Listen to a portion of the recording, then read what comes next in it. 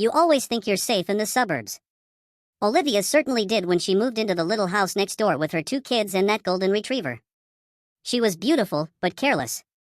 I started small, to see how she'd react. A shattered window. Nails lined up in her driveway.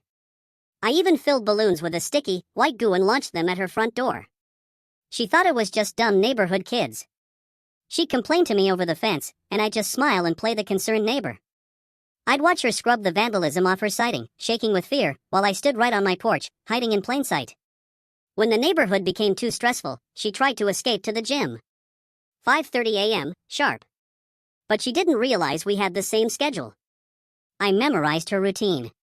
The citrus smell of her shampoo. The way she sipped her water.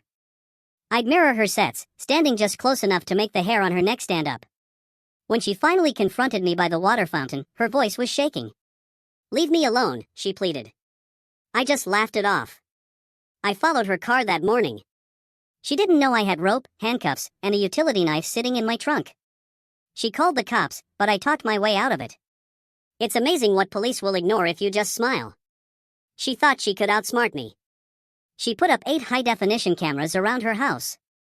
So, I just shifted my tactics. I'd stand just outside the sensor's reach at 2 a.m., whispering to her dog through the fence, trying to coax him over with raw meat. I dug up her garden in the dead of night, leaving the dead roses piled on her welcome mat. She called the police again, but what could they do? Without video proof, I was practically a ghost.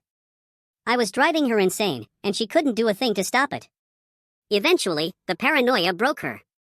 She needed to get away, so she and her sister packed a tent and went off-grid into the state forest. No cell service. Just the quiet isolation of the woods.